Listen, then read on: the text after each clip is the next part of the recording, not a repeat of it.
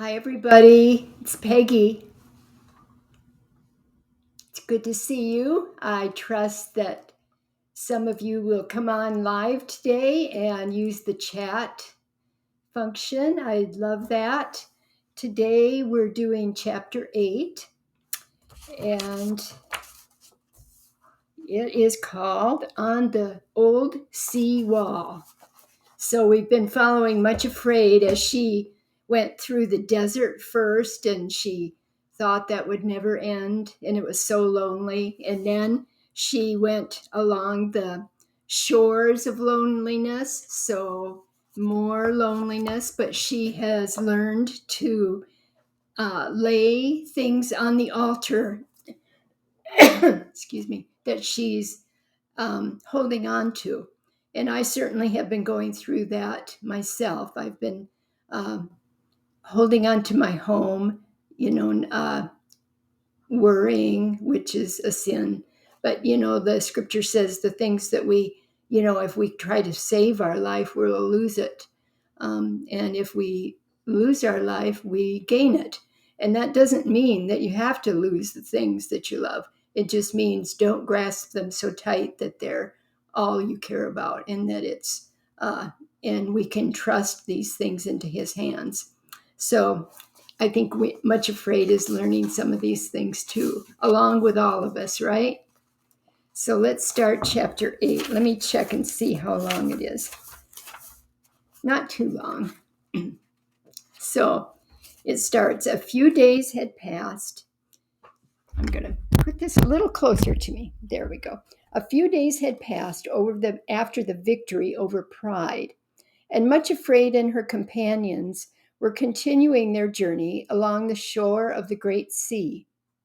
One morning, the path unexpectedly turned inland again, and they found themselves facing back over the desert in the direction of the mountains, although, of course, they were far too far away to be visible.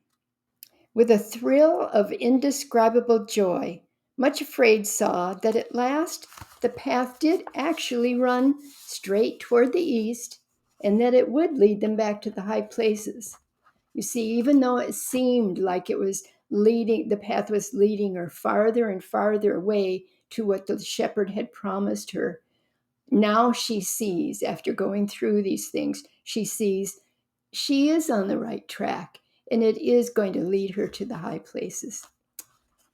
So she dropped the hands of her two guides in order to clap her own and gave a little skip of joy. No matter how great the distance between them and the mountains, now at last they were to go in the right direction. All three started back across the desert, but Much Afraid could not wait for her guides and actually ran on ahead as though she had never been lame at all. Suddenly, the path took another turn at right angles and went straight before her as far as she could see, not toward the mountains at all, but southward again to where far ahead the desert seemed to end in some sort of a hill country. Much Afraid stood quite still, dumb with dismay and shock. Then she began to tremble all over. It could not be possible. No, it couldn't. That yet again the shepherd was saying no and turning her right away from the high places. You see, she's up and down and up and down. Hope deferreth makes the heart sick, said the wise man of long ago, and how truly he spoke. Now she had been skipping and running so excitedly along the path toward the mountains that she had left sorrow and suffering quite behind. And while they were catching up with her, she was standing quite alone at the place where the path turned away from the mountains. Up from behind a sand dune, close beside her, rose the form of her enemy, Bitterness. That's one of her family members. He did not come any nearer, having learned a little more prudence, and was not going to make her call for the shepherd if he could avoid it, but simply stood and looked at her and laughed again, the bitterest sound that Much Afraid had heard in all her life. Then he said, as venomously as a viper, "Why don't you laugh too, you little fool? You knew this would happen." There he stood, uttering those awful bursts of laughter, until it seemed that the whole desert was filled with the echoes of his mockery. Sorrow and her sister came up to Much Afraid and stood by her side quite silently. And for a little while, everything was swallowed up in pain and a horror of great darkness. A sudden swirling wind shrieked over the desert and raised a storm of dust and sand which blinded them. In the silence which succeeded the storm, Much Afraid heard her voice, low and trembling, but quite distinct, saying, "My Lord, what dost thou want to say to me? Speak, for thy servant heareth." The next moment, the shepherd was standing beside her. "Be of good cheer," he said. "It is I, be not afraid. Build me another altar and lay down your whole will as a burnt offering." Obediently, Much Afraid raised a little heap of sand and loose stones, which was all that she could find in the desert, and again laid down her will and said with tears, for sorrow had stepped forward and knelt beside her, "I delight to do thy will, O my God." From somewhere, though they could not see the source, there came a spurt of flame which consumed the offering and left a little heap of ashes on the altar. Then came the shepherd's voice, "This further delay is not unto death, but for the glory of God, that the Son of God may be glorified." Another gust of wind sprang up and whirled the ashes away in every direction, and the only thing remaining on the altar was a rough, ordinary-looking stone, which Much Afraid picked up and put into her bag with the others. Then she rose to her feet, turned her face away from the mountains, and they all started southward. The shepherd went with them for a little way, so that resentment and self-pity, who were hiding close at hand behind the sand dunes and were not seen at that time at all. Presently they reached a place where the sea, which they had left behind when they turned inland, came sweeping into the desert, forming a great estuary.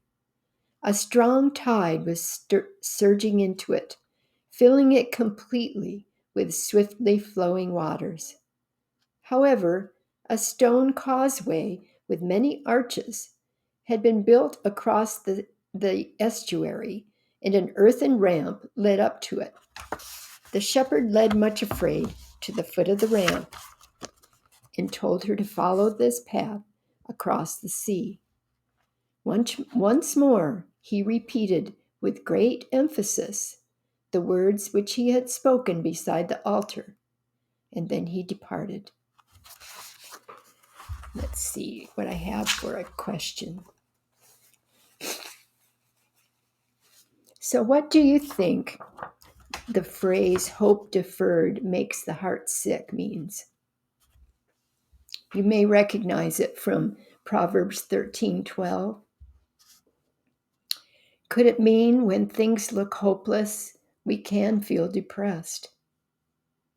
And that hope deferred can make us feel sick in our hearts, maybe our bodies.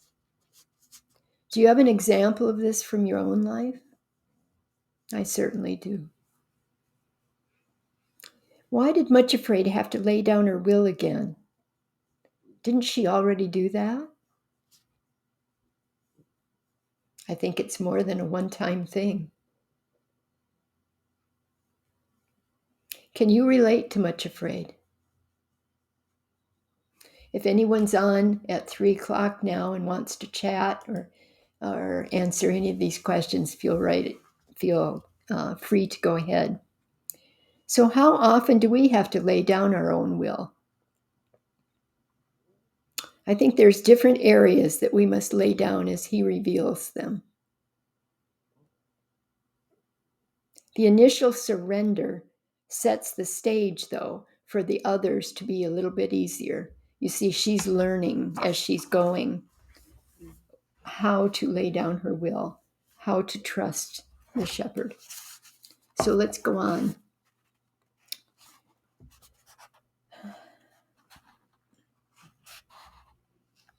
Much afraid, followed by her two companions, scrambled up the ramp and found themselves on top of the old sea wall. From the height on which they now stood, they could look back over the desert. On one side was the sea, and on the other, so blurred with distance that they could not be sure if they really saw it, was a haze which might be part of the mountains, or was it only wishful thinking? Then, looking ahead, they saw that the causeway would indeed bring them across the estuary into a different kind of a country altogether. A well-wooded land of hills and valleys with cottages and farmsteads among orchards and fields. The sun was shining brilliantly, and up there on the wall, they could feel the full force of the great wind, which was urging and lashing the rushing waves to flow swifter and swifter. It reminded Much Afraid of a pack of hounds, urged on by the huntsman, following one another, leaping and surging and roaring beneath the causeway, and then flowing forward far inland, brimming the shores of the estuary. Somehow the roar of the wind and the surge of the waters seemed to get into her blood and course through her, being like a glorious wine of life. The wind whipped her cheeks and tore at her hair and clothes and nearly toppled her over. But she stood there shouting at the top of her voice, though the wind seized the sound of it and carried it off, drowned in a deafening roar of its own. What Much Afraid was shouting up there on the old sea wall was this: "And now shall my head be lifted up above my enemies round about. Therefore I will sing praises unto the Lord. Yes, I will offer the sacrifice of joy and will praise the name of the Lord." That's from Psalm 27, verse 6. As she sang, she thought to herself, it must be really dreadful to be the shepherd's enemies. Always to find themselves frustrated. Always to have their prey snatched away. How simply maddening it must be to see even the silliest little weaklings set up out of reach on the high places and made to triumph over all their enemies. That's us. It must be unbearable. We're those weaklings that he sets on the top of the high places. While still on the causeway, she picked up another stone, as the shepherd had taught her, this time as a memorial of his victory in making her triumph over his enemies and her enemies. And she dropped it into the little bag of treasured memories. So they made their way across the causeway and down the ramp on the other side, and immediately found themselves in a wood. The change in scene after their long journey through the desert was wonderful. A long deferred spring was just loosening everything from the grip of winter, and all the trees were bursting into fairest green, and the buds were swelling. In between the trees were glades of bluebells and wild anemones, and violets and primroses grew in clumps along the mossy banks. Birds sang and called to one another and rustled about, busily absorbed in nest building. That's the season we're in right now, isn't it? I love the late spring and early summer. It actually encourages me and gives me a lot of hope. So Much Afraid told herself that never before had she realized what the awakening from the death of winter was like. Perhaps it had needed the desert wastes to open her eyes to all this beauty. But she walked through the wood, almost forgetting for a little that Sorrow and her sister also walked with her. Sorrow and suffering in this allegory are her companions. They're actual, angels, I think, in the book. But sometimes sorrow and suffering do accompany our lives, and we can learn some lessons, I think, from Much Afraid. That she's not kicking against the goads anymore. She's not afraid of them and refusing to accept them into her life, but she's receiving the help that they can give her. So everywhere she looked, it seemed that the unfurling green on the trees and the nesting birds and the leaping squirrels and blossoming flowers were all saying the same thing, greeting one another in their own special language, with a sort of ecstasy, and calling cheerfully, "You see, the winter has gone at last.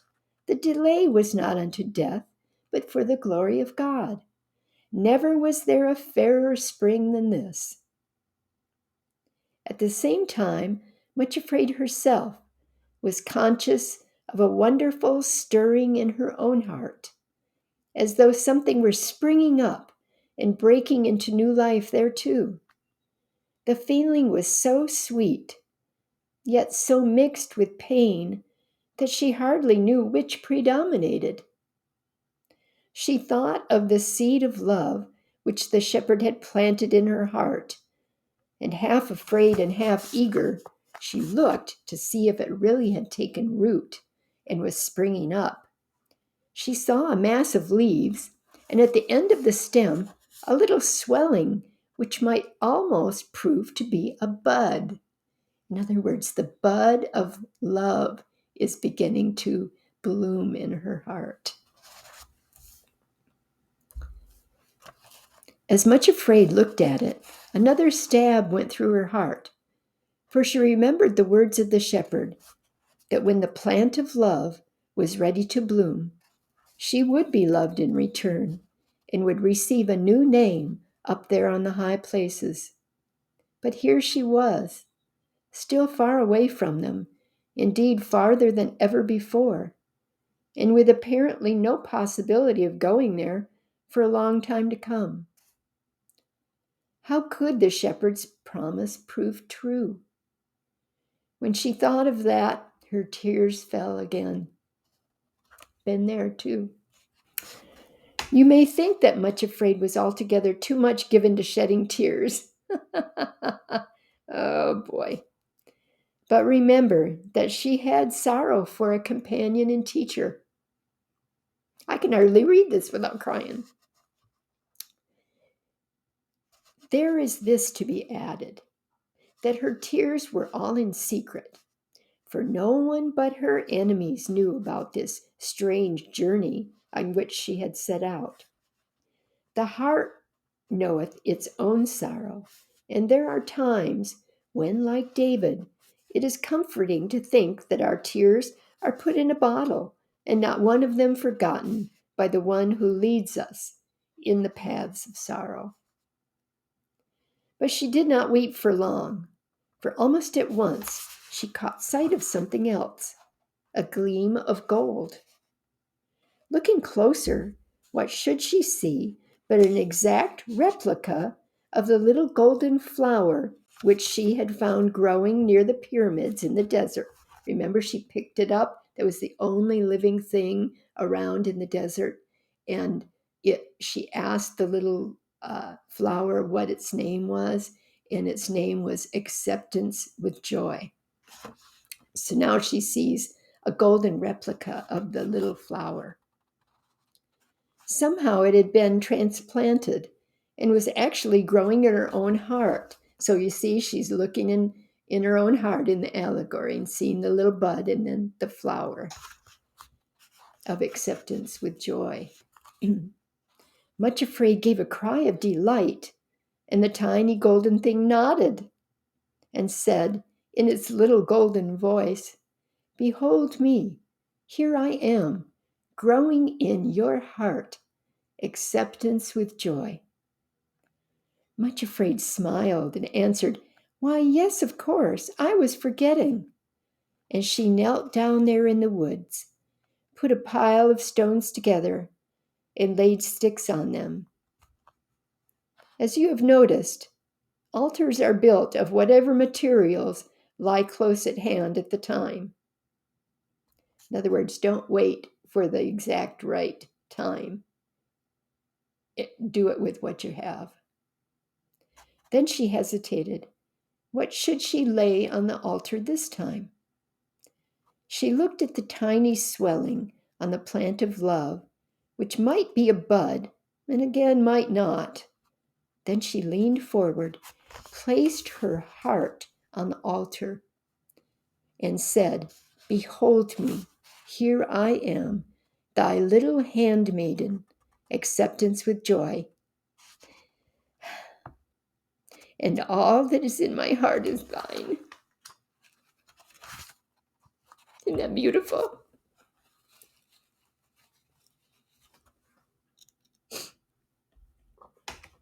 So let me ask you a couple questions. Maybe that'll stop me from crying.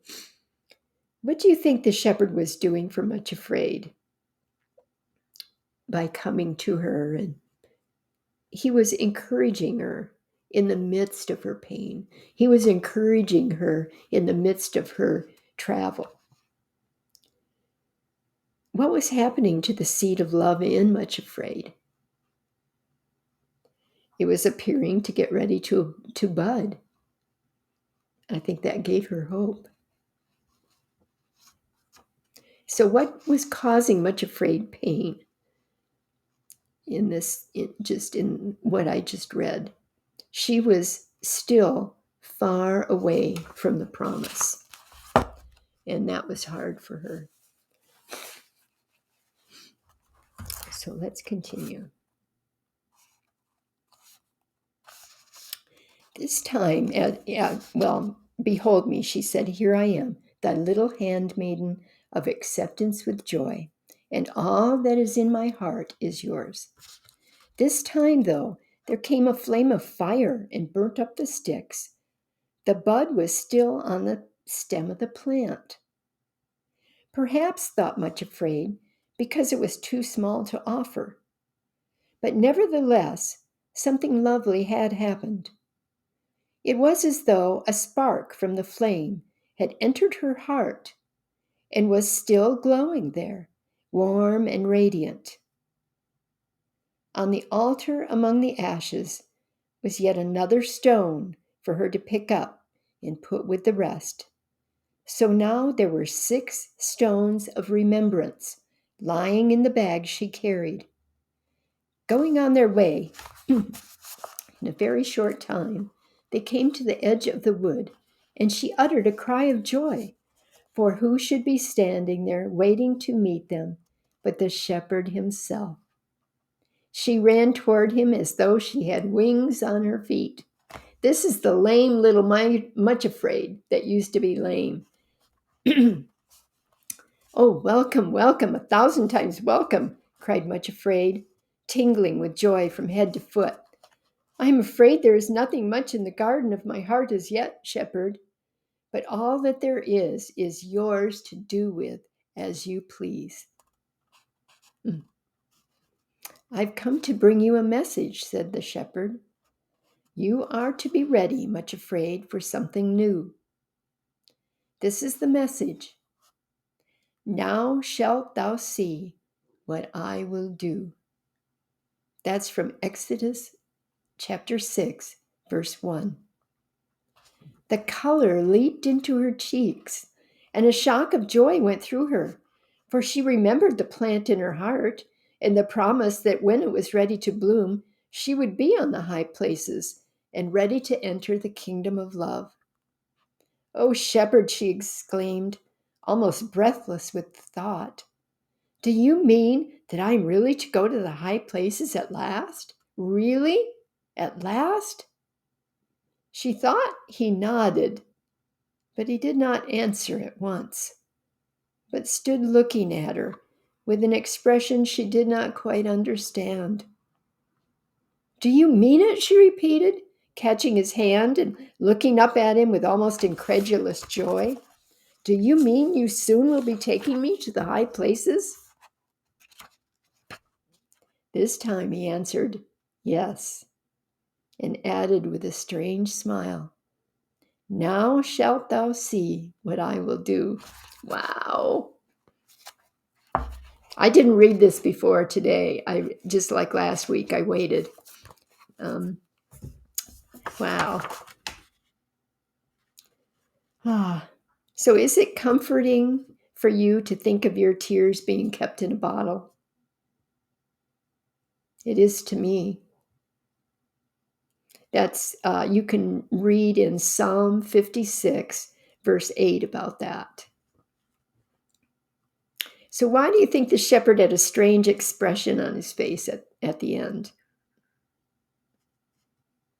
I think it's because he knew exactly what he was doing and what would happen next. You know, when he says soon, sometimes we don't know what that means in our literal way, of thinking of time. But soon to much afraid could be way different than soon to him. And sometimes when that is the case, we must trust. He knows also that he knows our human hearts, our human minds. He knows that when he says soon to us, he knows how we receive that, how we think about that. So it doesn't mean it's going to be forever. Oh, I see Cricket. Bless your heart, dear. You say, "Yes, it is comforting at the times when I cry, and I have found it helpful for others also." Yes, me too, Cricket.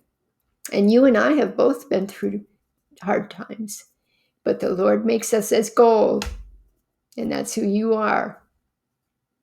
Boy, I'm a real crybaby today, huh?